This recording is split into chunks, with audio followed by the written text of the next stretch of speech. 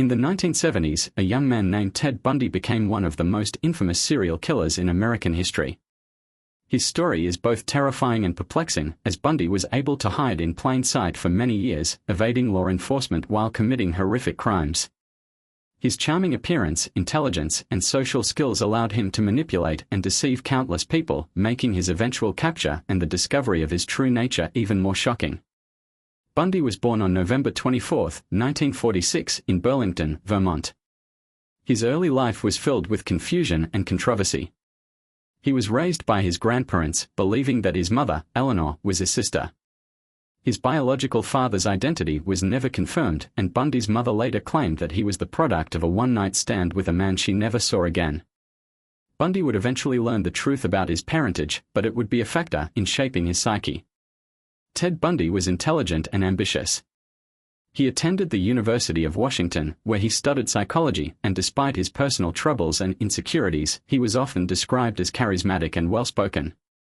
He quickly gained a reputation for being charming and kind, traits that would later help him lure his victims. But under this facade, something far darker festered. In the early 1970s, women in several states began to disappear. These women were often young, attractive, and college-aged, disappearing without a trace. As the cases began to mount, police started to recognize a chilling pattern. Victims were found strangled, beaten, and sometimes sexually assaulted. However, Bundy's modus operandi wasn't immediately clear. He would often kidnap women, sometimes using a fake injury as a ruse to gain their trust. He would then take them to secluded areas where he would assault and kill them before moving their bodies. Bundy's ability to blend into society and his manipulative charm allowed him to evade capture for much longer than many other criminals. He was frequently described as polite and well-mannered, a man with a gift for winning people over. He even volunteered for political campaigns and appeared to be an upstanding member of society. But behind this facade, Bundy was harboring a violent urge to kill, one that he could not control. In 1974, Bundy's killing spree began to intensify. His first known victims were two young women in Washington. They were abducted in broad daylight, and Bundy's pattern of picking vulnerable, unsuspecting victims became evident. As law enforcement agencies began to connect the dots, Bundy's appearance and demeanor allowed him to easily slip through their fingers. Bundy's crime spree continued to spread across multiple states, including Utah, Colorado, and Idaho, and the authorities were baffled. It wasn't until 1975 that Bundy's luck began to run out.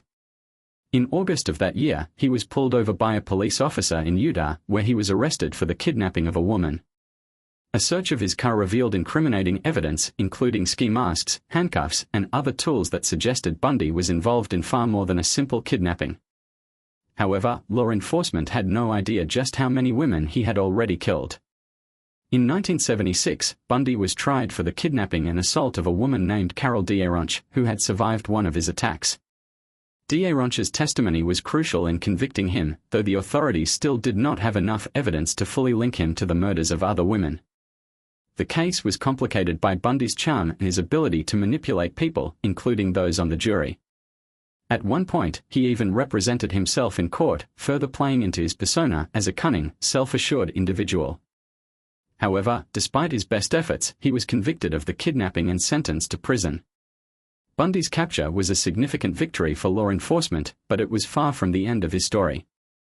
As he sat in prison, Bundy continued to maintain his innocence, despite the mounting evidence against him. In 1977, he was linked to several more murders in Colorado, and authorities began to piece together the full extent of his crimes. In 1978, Bundy was transferred to a maximum security prison in Florida. It was during this time that he would commit his most notorious series of killings. In the span of just a few months, Bundy murdered at least 3 women and attempted to murder others. His behavior in prison was erratic, and he seemed to thrive on the attention he received from the media and the public. At one point, he even managed to escape from custody, though his freedom would be short-lived. Theo watched as Mara turned and walked away, disappearing into the night without a sound. He stood there for a moment, the book in his hands, feeling a strange unease settle over him. Later that night, unable to ignore the nagging feeling in his chest, Theo opened the book. Its pages were filled with stories, tales of people who had once possessed great power over their minds, only to lose everything because they had tried to control more than they could. Each story was a cautionary tale of someone who had reached too far, who had sought to reshape the world around them and in doing so had lost their humanity. As he read, a deep understanding began to settle in him. The stories were not just about power, but about balance. The mind, he realized, could achieve incredible things, but it was the heart that gave life meaning. His powers had allowed him to manipulate everything in his world, but he had overlooked the one thing that truly mattered, the people in his life, the connections, the emotions that defined what it meant to be alive. Theo spent the next few days in a daze, contemplating the lessons in the book. He tried to use his mind to change the way he felt, to eliminate the loneliness that had always followed him. But no matter how hard he focused, nothing worked. His mind could bend reality, but it could not fill the void inside him. Then, one morning, a breakthrough came not through mental discipline, but through an act of pure human connection. He was walking down the street, lost in thought, when he saw an elderly man struggling to lift a heavy bag. Without thinking, Theo rushed to help him. The old man smiled gratefully, his eyes twinkling with warmth. They exchanged a few words, and for the first time in years, Theo felt something shift within him, a warmth, a spark of connection. It was as if the very act of helping someone, of sharing that small moment of kindness, filled the emptiness he had been chasing for so long. In that instant, Theo understood Mara's lesson. The mind could achieve wonders, yes, but it was the heart, the relationships, the kindness, the emotions, that made life truly meaningful. Power without compassion was hollow. From that day forward, Theo used his abilities for good, but not as a means of control or domination.